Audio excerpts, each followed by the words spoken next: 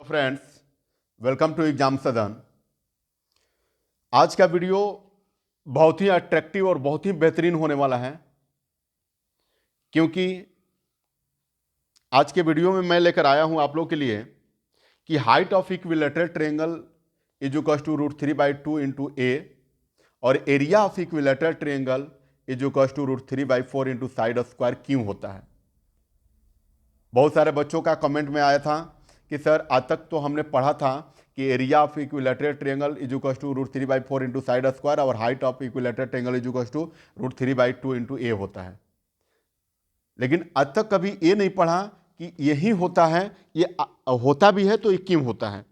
तो ये सारे सवालों का जवाब मैं आज लेकर आया हूं और आज के इस वीडियो में मैं प्रूफ करके दिखाऊंगा कि हाइट ऑफ इक्विलेटरल ट्रायंगल जो होता है वो √3/2 इंटू ए और area of equilateral triangle √3/4 into side square ही क्यों होता है। तो बने रहिए वीडियो का एंड तक और मैं आप लोगों को करके दिखाऊंगा कि रियली में ऐसा होता है। ऐसा नहीं कि किसी भी तरह का कोई फॉर्मूला वगैरह जो मिल गया है आपको केवल रट लेना है। रटने किसी भी मैथमेटिक्स के किसी भी फॉर्मूला को रटने नहीं है, मैं हर फॉर्मूला का प्रूफ करके दिखाऊंगा। ठीक है फ्रेंड्स, तो आइए देखते हैं कि यहां पर एक ABC इक्विलेटरल ट्रायंगल है जिसके साइड क्या है, ऑल साइड्स इक्वल है, ए साइड को सपोज किया गया। ठीक है फ्रेंड्स, और एक इसमें से एक हाइट ड्रॉ किया गया है जो हाइट क्या है, AD परपेंडिकुलर है किस पर, एक हाइट AD जो है वो किस पर परपेंडिकुलर है, BC पर। ठीक है फ्रेंड्स, तो वी नो दैट हम लोग क्या जानते हैं कि जो हाइट होता है वो क्या कर देता है, उस साइड को, जिस साइड पर वो डिपेंड्स होता है उस साइड को 2 इक्वल पार्ट में डिवाइड कर देगा। इट मीन्स यहां से हम लोग कह सकते हैं कि ये BD, ये वाला डिस्टेंस और ये वाला डिस्टेंस, ये क्या होगा, इक्वल होगा। BD इज इक्वल टू क्या हो जाएगा, DC हो जाएगा या CD। क्यों होगा, बिकॉज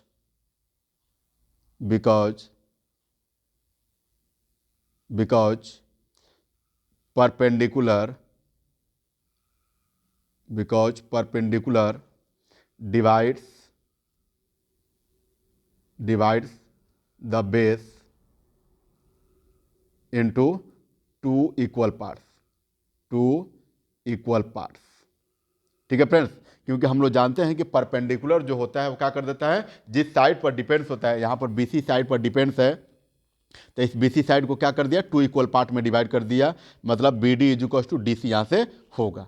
ठीक है फ्रेंड्स, तो अब बात आता है कि जब हम एक इक्विलेटरल ट्रायंगल में हाइट अगर हम लोग ड्रॉ कर दिए, तो जब हाइट ड्रॉ हुआ तो ये क्या हो गया, अब ये ट्रायंगल जो होता है किस टाइप का ट्रायंगल हो गया, तो राइट एंगल ट्रायंगल हो गया। ठीक है फ्रेंड्स, ये क्या हो गया, राइट एंगल ट्रायंगल हो गया। तो जब राइट एंगल ट्रायंगल, तो इसमें 2 राइट एंगल ट्रायंगल बन रहा है, कौन कौन सा, एक ABD और एक ACD। तो दोनों ट्रायंगल में से किसी एक ट्रायंगल को हम लोग ले लेंगे।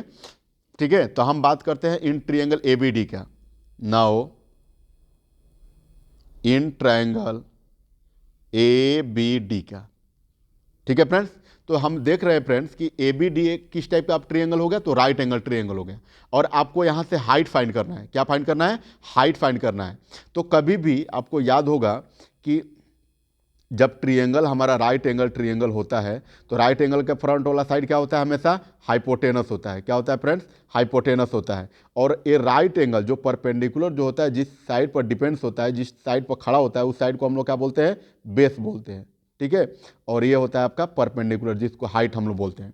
ठीक है, तो यूजिंग पाइथागोरस थ्योरम से क्या होता है, हाइपोटेनस का स्क्वायर इज इक्वल टू क्या होता है, रिमेनिंग साइड का स्क्वायर का सम, मतलब perpendicular square plus base square. ठीक है फ्रेंड्स, बट यहां पर हमको क्या फाइंड करना है, परपेंडिकुलर फाइंड करना है, हाइट फाइंड करना है। तो हाइट जब फाइंड करना है तो हम लोग क्या लिख सकते हैं कि ये बेस स्क्वायर इधर प्लस में है तो इधर आएगा तो क्या आ जाएगा, माइनस में हो जाएगा, क्योंकि हमको परपेंडिकुलर फाइंड करना है। परपेंडिकुलर, तो परपेंडिकुलर को यहीं पर छोड़ देंगे, बाकी सब इसके साथ जो भी है उसको हम लोग LHS साइड में भेज देंगे। जस्ट वही प्रोसेस हम लोग क्या करेंगे, इसके लिए करेंगे, इस ट्रायंगल में करेंगे।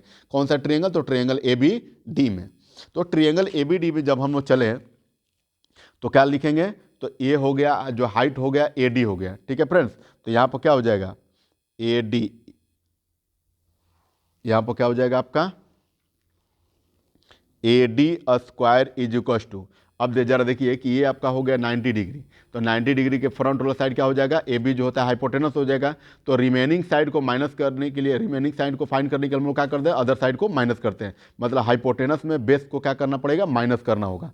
तो यहाँ पर लिखेंगे हाइपोटेनस मतलब ए बी का स्क्वायर माइनस क्या हो जाएगा, बी डी का स्क्वायर। और ऐसा हुआ क्यों, तो by Pythagoras theorem, by Pythagoras theorem, Pythagoras theorem, by Pythagoras theorem हो गया।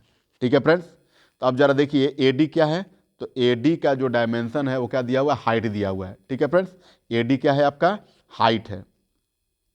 ए हो जाएगा एच का square is equal to, A B क्या है, तो ए बी का डायमेंशन ए दिया हुआ है क्योंकि ये साइड है इक्विलैटरल ट्रायंगल का। तो यहाँ पर हो जाएगा ए स्क्वायर माइनस, सॉरी यहाँ पर बी डी स्क्वायर होगा। और बी डी का डायमेंशन, तो ज़रा देखिए फ्रेंड्स, ये टोटल बी सी जो है डायमेंशन कितना है, ए है। तो अगर बात करें बी डी का, तो ये क्या हो जाएगा, ए हाफ हो जाएगा, ए बाई टू ए भी हो जाएगा और ए बाई टू ए भी हो जाएगा। क्योंकि बी सी क्या किया, बी सी जो साइड है ए, इसको क्या कर दिया, जब ए डी हमने परपेंडिकुलर ड्रॉ किया तो इसको हाफ हाफ में डिवाइड कर दिया। मतलब ए है तो ए बाई टू हो जाएगा, और ए भी ए बाई टू हो जाएगा, हाफ हाफ। तो ए बाई टू और ए बाई टू ऐड करेंगे दोनों साइड को, तो क्या हो जाएगा, ए हो जाएगा। ठीक है फ्रेंड्स, तो यहाँ पर आपका क्या हो जाएगा, बी डी का डायमेंशन कितना हो जाएगा, a by two, a by two का होल स्क्वायर।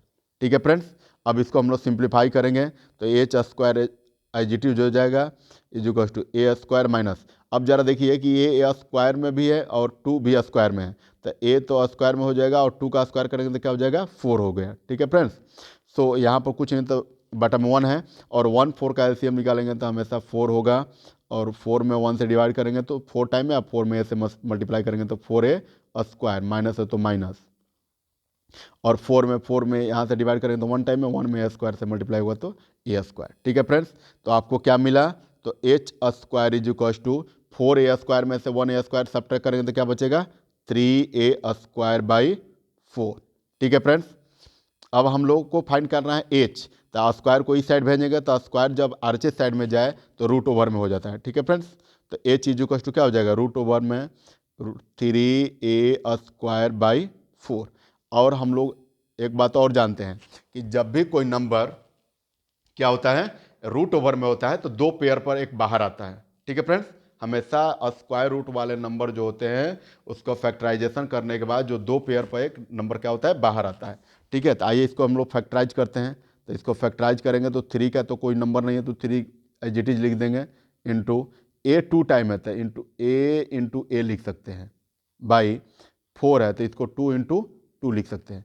अब जरा देखिए कि ए 2 टाइम है तो ये क्या आ जाएगा, एक ए बाहर होगा, बाई ये 2 भी 2 टाइम है तो एक 2 बाहर आ जाएगा, बचेगा क्या, √3। ठीक है फ्रेंड्स, सो ये चीज टू क्या हो गया, ये चीज टू आपको क्या, अच्छा जरा इसको देखिए तो जब कभी भी नंबर को 3 इंटू 4 लिखे या 4 इंटू 3 लिखे कोई फर्क पड़ेगा, कोई नहीं फर्क पड़ेगा, क्योंकि रिजल्ट दोनों का 12 ही आने वाला है। तो यहाँ पर a इंटू 3 है तो इसको 3 इंटू ए लिखेंगे तो कोई प्रॉब्लम नहीं है, 3/2 इंटू ए इसको लिख सकते हैं। ठीक है फ्रेंड्स, और ये क्या होता है, हाइट, इसको एच को हम लोग हाइट किए हैं। ठीक है ना, तो हाइट इज इक्वल टू क्या हो जाएगा, √3/2 इंटू ए, वेयर ए क्या होता है, तो side of the equilateral triangle है। और यही जरा देखिए तो यही ना करना है आपको प्रूफ कि जो हाइट होता है ऑफ इक्विलैटरल ट्रायंगल का √3/2 इंटू ए होता है। ठीक है फ्रेंड्स, यहाँ से मैंने कर दिया आप लोगों को, ये यहाँ से क्या हो गया, एक चीज का डेरिवेशन हो गया। ठीक है फ्रेंड्स, अब हम आप लोग को दिखाएंगे कि इक्विलैटरल ट्रायंगल का जो एरिया होता है √3/4 इंटू ए स्क्वायर क्यों होता है। ठीक है, तो उसके लिए हम लोग आएंगे, तो इक्विलैटरल ट्रायंगल पूरा कंप्लीट है, ABC है। ठीक है, तो अब हम लोग करेंगे नाउ इन ट्रायंगल किस में चलेंगे, तो ABC में चलेंगे। ठीक है फ्रेंड्स, तो अब जरा देखिए कि ABC में जब हम लोग चलेंगे तो ABC अब किस टाइप का ट्रायंगल है, तो अब राइट एंगल ट्रायंगल होगा, क्योंकि इसमें हमने 90 डिग्री क्या कर दिया है, ड्रॉ कर रखा है। ठीक है फ्रेंड्स, तो अब जब 90 डिग्री हो गया तो 90 डिग्री कभी भी राइट एंगल ट्रायंगल अगर होता है तो राइट एंगल ट्रायंगल का एरिया क्या होता है, अगर ट्रायंगल हमारा जो होता है राइट एंगल हो तो राइट एंगल ट्रायंगल का एरिया क्या होता है, राइट एंगल का ट्रायंगल होता है, राइट एंगल का एरिया क्या होता है, 1/2 into base into height, base into height. ठीक है फ्रेंड्स। तो यहाँ पर भी ए बी सी जो है वो राइट एंगल ट्रिएंगल ही आपका है। तो यहाँ पर जब एरिया फाइंड करेंगे तो area of triangle A B C, तो area of triangle A B C किस टाइप का है, तो राइट एंगल ट्रिएंगल है। और राइट एंगल ट्रिएंगल जब हो गया तो इसका भी एरिया क्या होगा, 1/2 into base into height, base into height. ठीक है फ्रेंड्स। और 1/2 as it is into base जरा देखिए तो बेस का मतलब क्या होता है, जिस पर परपेंडिकुलर डिपेंड्स होता है। तो ए बी सी ट्रिएंगल में जब हम लोग चलेंगे, तो ट्रिएंगल ए बी सी में जब हम लोग चलेंगे तो बेस ये क्या हो जाएगा, ये वाला बी सी हो जाएगा। और बी सी का डायमेंशन कितना दिया हुआ है, ए दिया हुआ है आपका। ठीक है फ्रेंड्स। तो ये हो जाएगा आपका ए, ये आपका हो गया यहाँ पर ए इंटू हाइट। तो अभी हमने जस्ट फाइंड कर रखा है, हाइट इज इक्वल टू कितना दिया हुआ है, √3/2 इंटू ए। ठीक है फ्रेंड्स। तो अब हम लोग क्या फाइंड करेंगे, तो 1/2 इंटू √3/2 इंटू ए में मल्टीप्लाई होगा तो क्या होगा, A² होगा। ठीक है फ्रेंड्स। सो यहाँ पर क्या मिला हमको, तो यहाँ पर मिला हमको आपका √3 में 1 से मल्टीप्लाई करेंगे तो √3, और 2 में 2 से मल्टीप्लाई होगा तो कितना होगा, 2 2 जा 4 इंटू A²। ठीक है फ्रेंड्स। और area of A B C, area of triangle A B C, और एक किस टाइप का ट्रिएंगल है, तो ये इक्विलैटरल ट्रिएंगल है। ठीक है फ्रेंड्स। तो हम लोग यहाँ पर लिख सकते हैं कि area of area of equilateral triangle, equilateral triangle is equal to क्या हो जाएगा फ्रेंड्स, तो यही है √3/4 इंटू A²। ठीक है फ्रेंड्स।